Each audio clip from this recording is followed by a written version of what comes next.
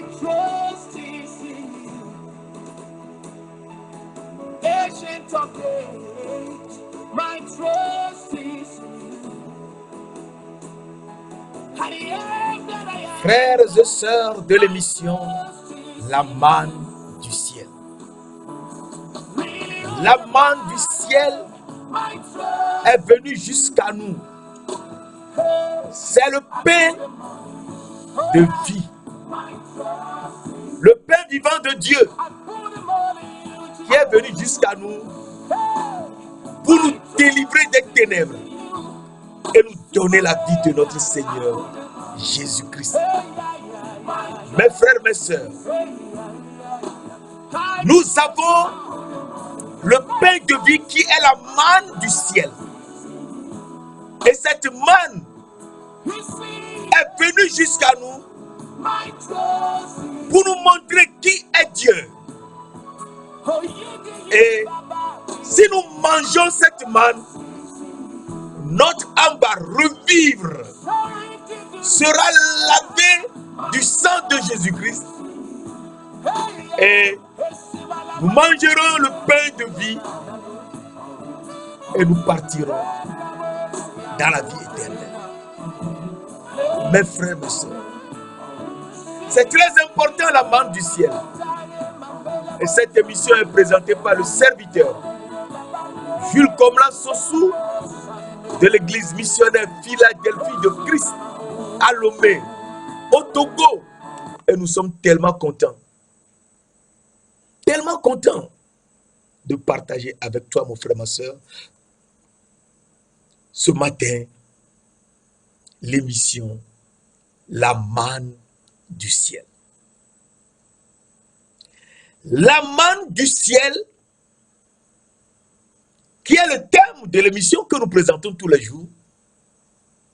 Eh bien, aujourd'hui, nous voulons faire une petite série sur cette manne du ciel, afin qu'on puisse comprendre ce que nous disons en réalité concernant la manne du ciel et que nous soyons réveillés. La parole de Dieu nous dit, et c'est très important, dans Jean 6, versets 31 à 35, Jean 6, versets 31 à 35, la parole de Dieu nous dit, nos pères ont mangé la manne dans le désert. Selon ce qui est écrit, il leur donna à manger, il leur donna le pain du ciel à manger. Et c'est tellement important de comprendre ici ce que Dieu veut nous dire par la manne du ciel.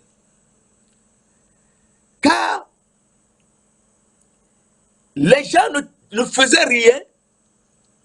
Les Israélites qui ont quitté l'Égypte pour aller dans le pays de Canaan n'avaient pas le temps ni les terres pour cultiver. Et Dieu leur donnait la manne depuis les cieux. Alors, il faut qu'on réfléchisse très bien. Que Dieu de gloire, le Tout-Puissant, est celui qui nous donne tout et que nous n'avons même pas besoin de faire beaucoup d'efforts avant d'être nourris, d'être vêtus, d'avoir tout ce qu'on veut sur cette terre.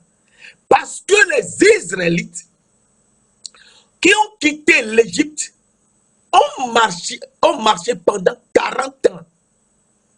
40 ans dans le désert et ils ont toujours mangé la manne qui descend du ciel. Alors, Dieu a voulu leur faire comprendre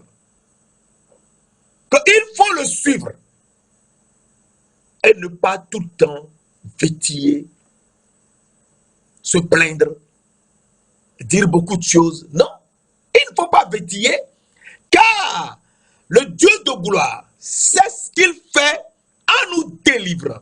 Alors, je te lis un verset qui est très important. Et on va réfléchir autour de ce verset pour comprendre ce que Dieu nous dit. Alors, nous lisons dans Exode. Dans Exode. Exode 16, verset 1 à 4. La parole de Dieu nous dit, et c'est très important, Exode 16, verset 1 à 4, pour constituer quelque chose de très important et on avance. Toute l'assemblée des enfants d'Israël partit d'Élim. Ils arrivèrent au désert de Zion. Ils arrivèrent au désert de Sin, pardon.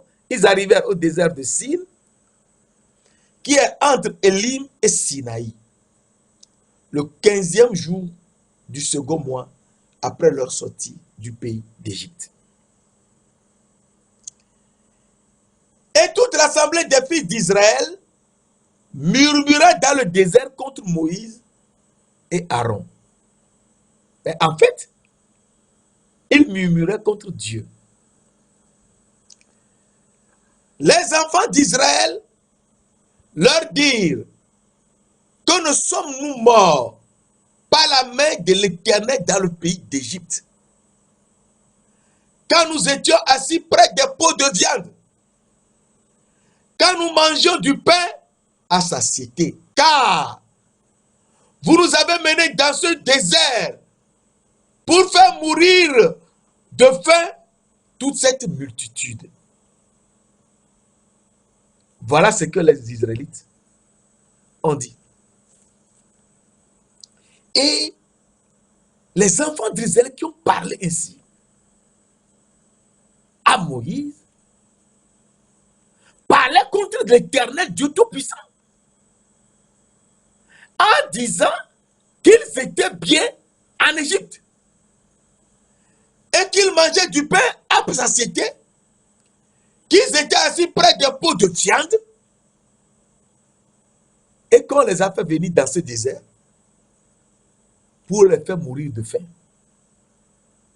Mes frères, mes sœurs, si on se rappelle bien, en Égypte, les Israélites souffraient. Oui, ils souffraient. Car dans Exode 2, nous lisons, et c'est très important, que dans Exode 2, verset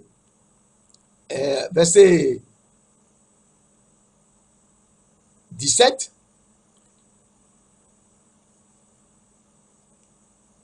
les bergers arrivèrent et les chassèrent. Alors Moïse se leva, prit leur défense et fit boire les troupeaux des Réouën.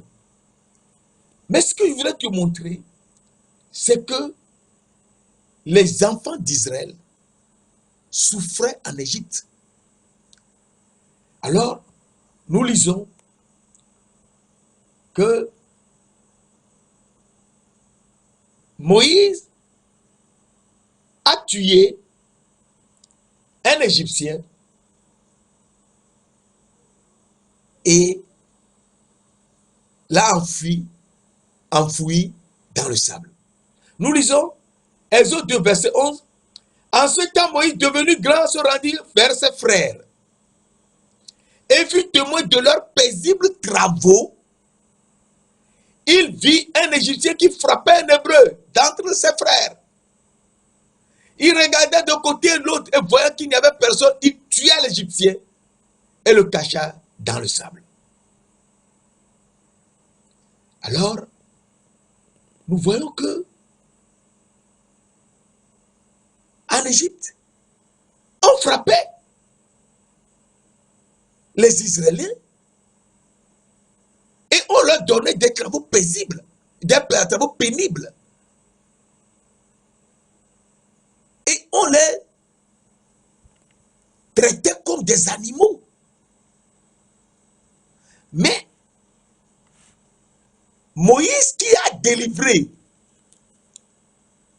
un Israélien de la main de l'Égyptien et a tué l'Égyptien, les Israéliens ont commencé à dire qu'il veut se faire leur supérieur.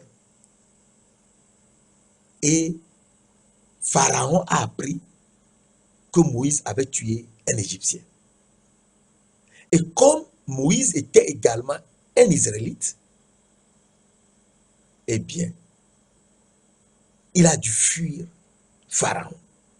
Alors, nous remarquons que le temps est venu pour Moïse de quitter l'Égypte pour un pays. Mes frères, mes sœurs, nous faisons les choses sur cette terre comme si nous avons la maîtrise de nous-mêmes. Non, nous n'avons aucune maîtrise. Nous ne savons rien. Nous ne pouvons jamais être sages selon notre propre voie. C'est Dieu qui nous a créés sur la terre par son esprit et nous devons le suivre. Si nous ne le suivons pas, nous ne suivons pas l'esprit de Dieu qui nous a créés, eh bien, nous nous perdrons. Moïse, le temps est venu de quitter l'Égypte. Et il a tué un Égyptien parce que on frappait, on malmenait les Israélites. Et Pharaon ayant appris cela, il a voulu tuer Moïse et Moïse a fui. Et Moïse a fui. Il est parti dans le pays de Madian. Comment a-t-il fait pour partir dans le pays de Madian? Lui-même ne le savait pas. Il fuyait seulement. Et nous lisons verset 15, Exode 2 toujours. Pharaon a appris ce qui s'était passé et il cherchait à faire mourir Moïse. Mais Moïse s'enfuit devant Pharaon et il se retira dans le pays de Madian où il s'arrêta près d'un puits. Le sacrificateur de Madian avait cette fille. Elle vint puiser de l'eau et elle remplit leurs auges pour abreuver le troupeau de leur père. Les bergers arrivèrent et les chassèrent. Alors Moïse se leva, prit leur défense et fit boire leur troupeau. Quand elle fut de retour auprès de Réouel, leur père, il dit, pourquoi revenez-vous si tôt? Aujourd'hui, elle répondit, un Égyptien nous a délivrés de la main des bergers et même il nous a puisé de l'eau et a fait boire le troupeau. Et Réouel dit à ses filles, où est-il? Et pourquoi avez-vous laissé cet homme? Appelez-le pour qu'il prenne la nourriture avec nous. Alors ici, il faut qu'on suive très bien cette émission pour comprendre l'évolution de ce que Dieu veut faire avec nous. Si nous ne savons pas que Dieu nous connaît avant la fondation du monde et qu'il a créé les cieux et la terre dans un but donné, nous serons là à crier beaucoup de choses, mais nous passerons à côté de la réalité. Et Réouel a fait venir Moïse qui a sauvé ses filles et a fait boire les troupeaux. Et quand il discutait avec Moïse, il s'est rendu compte que Moïse un Hébreu. Mes frères, mes sœurs. Dieu a fait partir Moïse d'Égypte devant Pharaon qui voulait le tuer. Moïse s'enfuit et va dans le pays et fuyait seulement. Il ne savait même pas où il allait. Et il s'est retiré dans le pays de Madian. Et arrivé auprès d'un puits où d'autres bergers faisaient des disputes avec les filles de Jéthro, Réouel. Moïse a pris la défense des femmes, des filles, et a fait boire leur troupeau. Et cela fait plaisir à Réouel, qui s'appelle Jéthro. Et en mangeant avec Moïse, il lui a demandé, mais qui il est? Alors Moïse a dit qu'il est hébreu. Et Réouel, qui est Jéthro, lui dit qu'il est son frère. Mes frères, mes sœurs, Dieu sait tout ce qu'il fait. Il faut que seulement qu'on le suive. Et ne jamais nous retirer. Les gens peuvent se moquer de toi, peuvent chercher à te tuer, peuvent te faire n'importe quoi. Mais le Dieu de gloire qui t'a fait venir sur la terre, je te répète, le Dieu de gloire, le Tout-Puissant qui t'a fait venir sur la terre, il sait pourquoi il nous a fait venir sur la terre et ce qu'il veut faire avec nous. Jéthro discutait avec Moïse et Moïse lui dit qu'il est hébreu. Et Jéthro dit à Moïse, mais qu'il est son frère. Comment Jéthro et Moïse sont-ils frères? Mes frères, mes sœurs. Ils sont frères parce que Moïse est de la race des Lévites. Il est de Lévi. Lévi est descendant de Jacob. Jacob a eu 12 fils et une fille. Et Lévi, dont fait partie Moïse, est un fils de Jacob. Jacob est fils de Isaac. Et Isaac est le fils d'Abraham. Il est fils d'Abraham. Et ici, Jéthro dit à Moïse qu'ils sont frères. Mais comment sont-ils frères? Alors, je te lis un verset rapidement que nous avons lu précédemment, que nous avons développé dans Abraham et Ketura, qui se trouve sur YouTube, que toi-même tu peux trouver. Et c'est très important de suivre les 30 épisodes de Abraham et de Ketura sur YouTube et Facebook. Et tu sauras beaucoup de choses. Beaucoup de choses. Mais je te lis rapidement un verset pour te situer. Dans Genèse 25, qui est un verset très important. Genèse 25, verset 1 à 6. À la mort de Sarah, Abraham prit encore une autre femme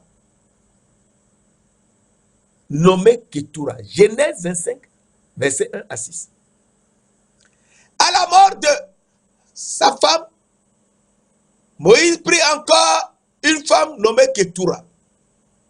Elle lui enfanta Zimram, Jokshan, Médan, Madian, Gisbak et Chouach. Abraham donna tous ses biens à Isaac. Il fit des dons au fils de sa concubine Et tandis qu'il vivait encore, il les envoya loin de son fils Isaac, du côté de l'Orient, dans le pays d'Orient. Et dans ce pays d'Orient vivait son premier fils qui s'appelle Ismaël. Et tu seras surpris. Oui, Ismaël, parce qu'à la mort d'Abraham, Ismaël est venu. Si Ismaël est venu, cela veut dire que Abraham et Ismaël étaient toujours en contact. Oui, ils étaient en contact. Je te lis, verset 9, Genèse 25, verset 9. Lorsque Abraham mourut, Isaac et Ismaël, ses fils, l'enterrèrent dans la caverne de Macpéla, le Héthien, vis-à-vis de Mamré. C'est le champ qu'Abraham avait acheté de près des fils de Heth. Là furent enterrés Abraham et Sarah, sa femme. Et nous voyons que Abraham a pris une autre femme nommée Ketura, qui est de Canaan, et cette autre femme lui a donné 6 garçons, dont le 4e s'appelle Madian. Et Moïse a fui et a été recueilli par les filles de Jéthro, sacrificateur de Madian. Il est sacrificateur à Madian, des Madian, donc il est de la famille des Madian, et ils étaient dans le pays d'Orient. Et Abraham et Moïse s'étaient enfuis là. Et là, Jéthro, en discutant avec Moïse, a compris que c'est son frère. Et il a démontré à Moïse qu'ils sont frères. Que eux, ils sont descendants de Ketura, de Madian. Ketura qui a donné 6 garçons à Abraham. Et que ils sont frères, il est venu à la maison. Et pour lui signifier et lui confirmer qu'ils sont frères, Jéthro a donné à Moïse sa première fille, Séphora. Et Moïse a épousé Séphora. Et Séphora lui a donné 2 garçons, Gershom et Eliezer. Mes frères, mes sœurs, il faut qu'on comprenne la parole de Dieu et savoir ce que Dieu veut faire avec nous. Alors, je te continue. Exode 2, verset 21-22. Moïse se décida à demeurer chez cet homme. Il se décida à demeurer chez cet homme parce que il a compris que, effectivement, quelque part, ils sont frères. Qui lui donna pour femme Séphora, sa fille. Pour donner sa fille, sa première fille, à Moïse, c'est pour confirmer qu'ils sont vraiment frères. Et elle enfanta un fils du nom de Gershom, car il dit, j'habite dans un pays étranger. Ensuite, Eliezer qu'il donne. Eliezer, on trouve ça dans Exode 18. Alors, Moïse a compris que Jéthro est effectivement un frère. Et Dieu Tout-Puissant est apparu dans un buisson enflammé à Moïse. Et c'est tellement important pour comprendre le fil des événements. Moïse est parti dans le pays de Madian. Le sacrificateur de Madian, Jéthro, l'a vu, l'a reçu et lui a démontré qu'ils sont frères. Et pour le lui montrer de manière significative, il lui a donné sa propre fille, sa première fille, Séphora. Séphora a donné à Moïse 2 garçons, Gershom et Eliezer. Et Moïse était donc dans ce pays. Et un jour, l'Éternel Dieu de gloire, le Tout-Puissant, qui est l'ange de l'Éternel, lui apparut à Moïse dans un buisson à feu lorsqu'il était parti sur la montagne à Horeb. Exode 3, Moïse faisait perdre le troupeau de Jéthro, son beau-père, sacrificateur de Madian. Il mena le troupeau derrière le désert et vint à la montagne de Horeb. L'ange de l'Éternel lui apparut dans une flamme de feu au milieu d'un buisson. Moïse regardait, voici le buisson était tout en feu et le buisson ne se consumait point. Verset 3.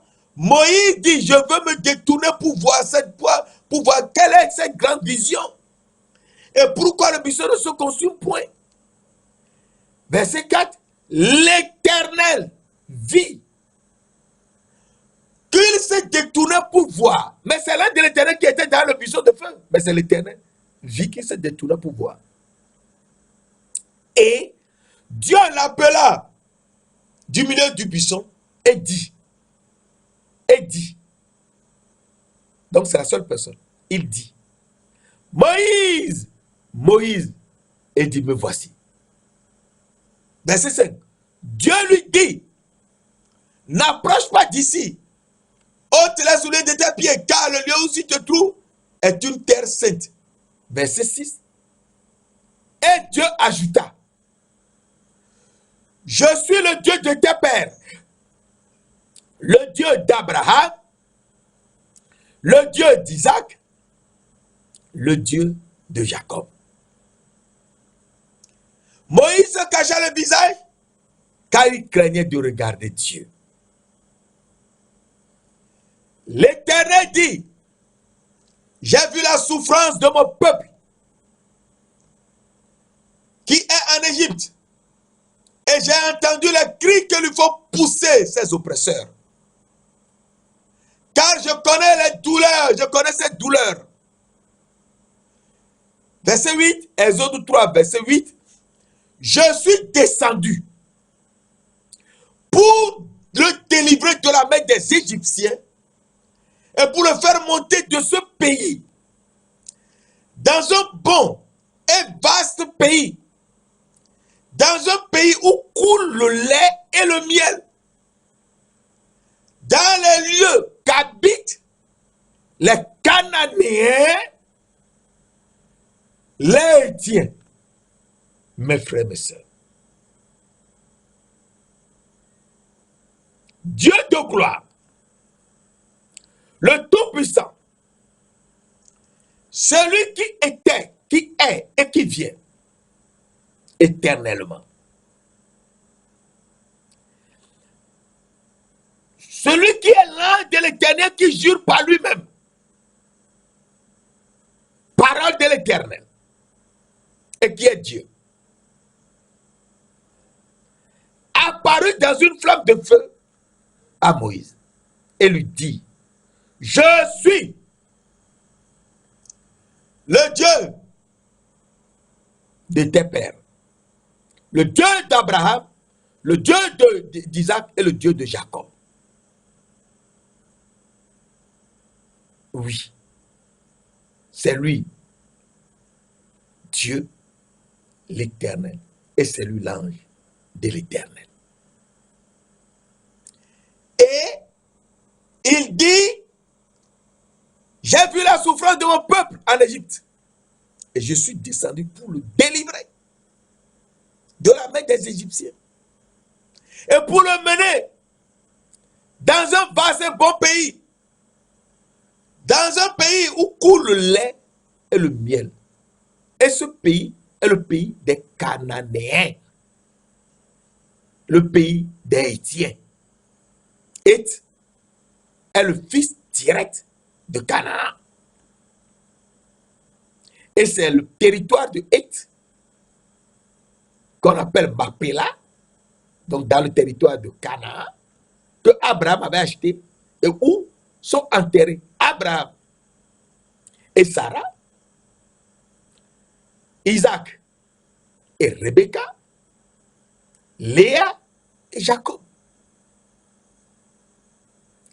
Et donc, il faudrait qu'on réfléchisse pour savoir ce que Dieu veut nous dire. Ce pays de Cananéens, donc de Canaan, c'est le pays que Dieu a voulu délivrer de la main. C'est ce pays que Dieu a voulu donner pardon à Moïse et aux Israélites, en les délivrant de la main des Égyptiens. Alors, Moïse accepta de partir. Après un certain nombre de tergiversations, Moïse accepta de partir et, chemin faisant, Dieu lui fait comprendre. Lorsque les Israélites ont commencé à parler mal de l'Éternel, qu'ils ont faim et qu'ils mangent des choses bizarres, alors qu'en Égypte, ils étaient bien, qu'ils mangeaient bien. Dieu de gloire, l'Éternel, montra à Moïse quelque chose de très important. Alors nous revenons dans Exode 16, nous avions lu le verset 1 à 3, où les enfants d'Israël ont commencé à dire à Moïse qu'ils mangeaient bien du pain à satiété en Égypte et qu'il les a fait venir dans ce lieu, dans ce désert, pour les faire mourir de faim. Verset 4, l'Éternel dit à Moïse, Exode 16, verset 4, l'Éternel dit à Moïse, voici, je ferai pleuvoir pour vous du pain du haut des cieux. L'Éternel a dit qu'il fera pleuvoir du pain du haut des cieux. Le peuple sortira et en ramassera jour par jour la quantité nécessaire afin que je mette à l'épreuve. Afin que je le mette à l'épreuve et que je vois s'il marchera ou non selon ma loi. Dieu a dit qu'il veut faire pleuvoir du pain du ciel pour que le peuple mange. Verset 12.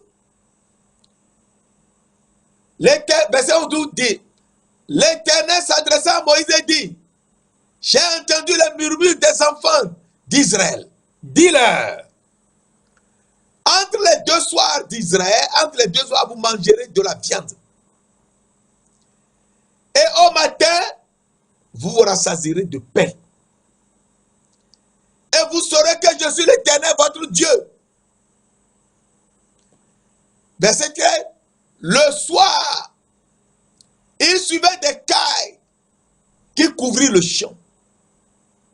Et au matin, il eut une couche de rosée autour du camp. Quand cette rosée fut dissipée, il y avait à la surface du désert quelque chose de menu, comme des grains, quelque chose de menu comme des gelées blanches sur la terre. Les enfants d'Israël regardaient et ils se dirent l'un à l'autre, qu'est-ce que c'est que cela? Car ils ne savaient pas ce que c'était. Moïse leur dit, c'est le pain que l'Éternel vous donne pour nourriture. Alors, chacun ramassait ce qu'il pouvait. Et verset 31, la parole de Dieu nous dit, la maison d'Israël donna à cette nourriture le nom de Balaman. La maison d'Israël donna à cette nourriture le nom de man. Elle ressemblait à de la graine de coriandre. Elle était blanche et avait le goût d'un gâteau au miel. Verset 32, Moïse dit, voici ce que l'Éternel a ordonné, que nos mains remplies de manne soient conservées pour vos descendants, afin qu'ils voient le pain que je vous ai fait manger dans le désert, et après avoir fait sortir du pays d'Égypte. Et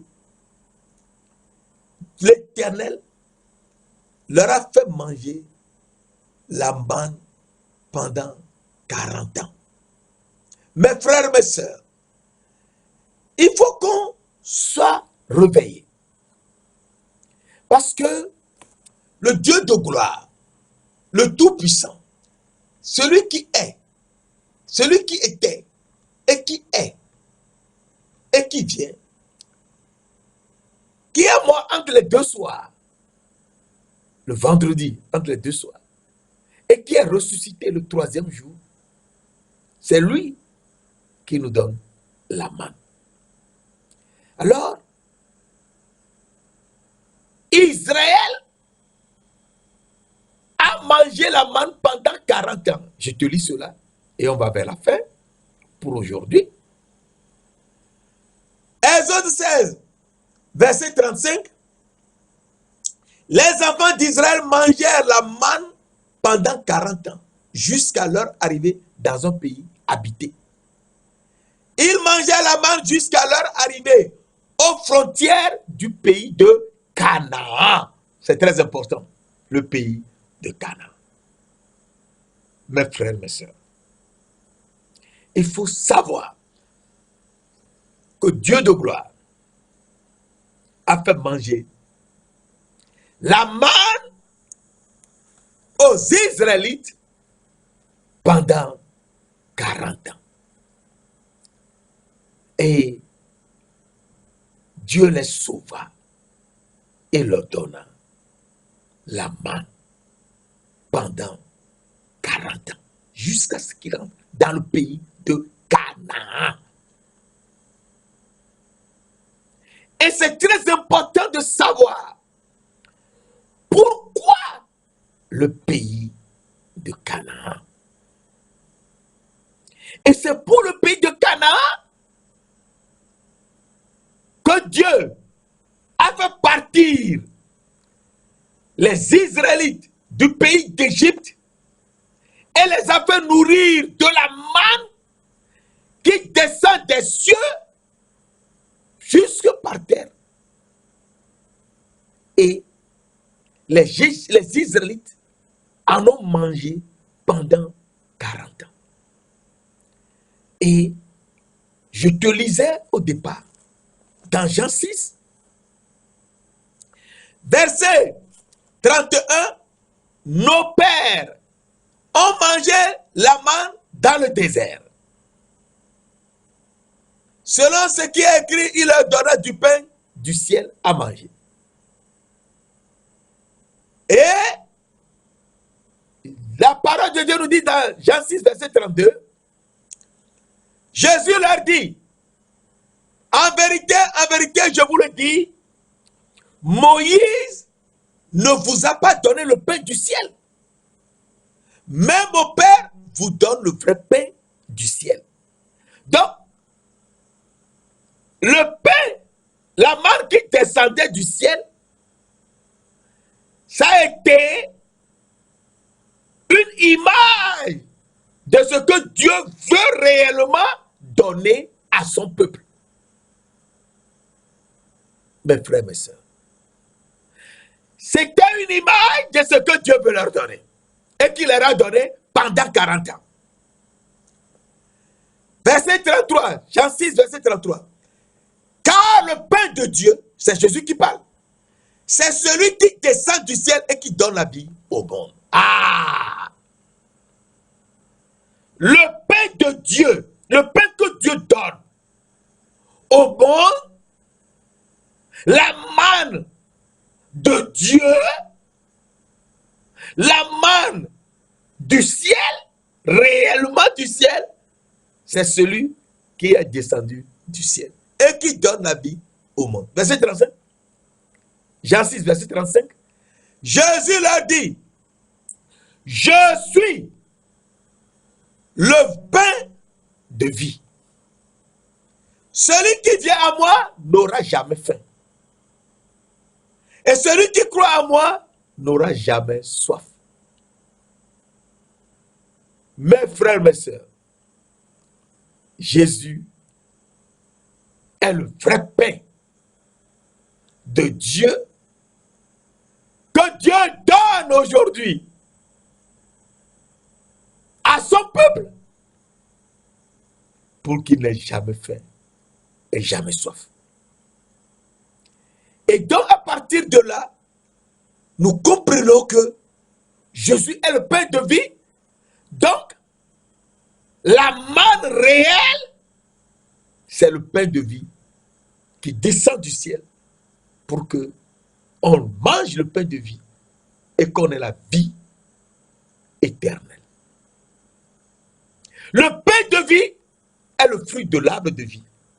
Et qu'on boive l'eau de vie et qu'on soit prêt pour la vie éternelle. Mes frères, mes sœurs, il faut qu'on connaisse la parole, car la volonté de Dieu, c'est que quiconque voit le Fils et croit en lui est la vie éternelle. Si tu vois le Fils qui est le pain de vie, si tu manges le pain de vie, en croyant en Jésus, en ayant la foi en Jésus-Christ, il fait de toi qui as la foi en lui le Fils de Dieu. Et donc, tu es fils de Dieu. L'Esprit de Dieu te conduit et te mène dans la vie éternelle. Après que tu auras mangé l'arbre de la vie, qui est le fruit, qui donne le fruit du pain de vie. Mes frères, mes sœurs, la volonté de mon Père, c'est que celui qui croit, celui qui voit le Fils et croit en lui, ait la vie éternelle, et je le ressusciterai au dernier jour. Alors, Jésus dit aux gens, en vérité, je vous le dis, celui qui croit en moi, c'est celui qui a la foi en moi, a la vie éternelle. Il faut avoir la foi en Jésus-Christ, être fils de Dieu et manger le pain de vie qui est Jésus-Christ lui-même. Manger la chair du Fils de l'homme et avoir la vie éternelle. Alors, verset 48, Jean 6, verset 48, je suis le pain de vie. C'est ici le pain vivant qui descend du ciel afin que celui qui en mange ne meure point. Je suis le pain vivant qui est descendu du ciel. Si quelqu'un mange de ce pain, il vivra éternellement. Nous lisons dans Jean 6, verset 50-51, c'est ici le pain qui descend du ciel. Afin que celui qui en mange ne meure point. Verset 51, Jésus dit, je suis le pain vivant qui est descendu du ciel. Si quelqu'un mange de ce pain, il vivra éternellement. Et le pain que je donnerai, c'est ma chair que je donnerai pour la vie du monde. Donc Jésus nous dit que c'est sa chair qu'il donnera pour la vie du monde. Oui, c'est sa chair qu'il veut donner pour la vie du monde. Et donc, la manne que nous mangeons aujourd'hui, c'est le pain de vie, qui est la chair de Jésus-Christ. Oui, puisqu'il nous dit, je suis le pain vivant qui est descendu du ciel. Si quelqu'un mange de ce pain, il vivra éternellement. Et le pain que je donnerai, c'est ma chair que je donnerai pour la vie du monde. Alors, Jean 6, verset 58 nous dit, Jean 6, verset 58, c'est ici le pain qui est descendu du ciel. C'est Jésus qui parle toujours. C'est ici le pain qui est descendu du ciel. Il n'en est pas comme il n'en est pas comme de vos pères qui ont mangé la manne et qui sont morts. Celui qui mange ce pain, le pain de vie, vivra éternellement. Donc Jésus nous montre que la manne que les Israéliens avaient mangée dans le désert n'était qu'une image de ce que lui-même viendra du ciel et offrir aux hommes sur la terre, c'est-à-dire sa propre chair. Et celui qui mange sa chair, qui est le vrai pain du ciel, le vrai pain vivant descendu du ciel, qui est le pain de vie, vivra éternellement. Celui qui mange sa chair. Et donc, cela nous rappelle, et nous le développerons par la suite, Matthieu 26, verset 26, prenez et mangez. Ceci est mon corps. Celui qui mange le corps ou la chair de Jésus a mangé le pain de vie et aura la vie éternelle. Mes frères, mes sœurs, Jésus est venu et nous donne le vrai pain du ciel. Non pas la manne que les Israélites avaient mangé, ils en sont morts. Mais il nous donne le vrai pain du ciel, c'est-à-dire la manne réelle du ciel. C'est celui qui est descendu du ciel. Saint-Esprit, Esprit du Dieu vivant, manifeste ta gloire. Montre-nous le chemin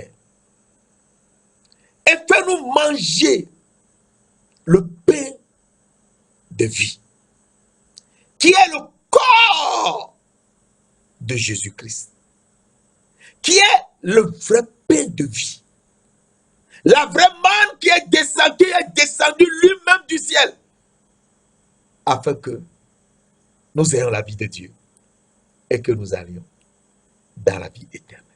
Merci de nous l'avoir fait au nom précieux de notre Seigneur Jésus-Christ de Nazareth. Amen.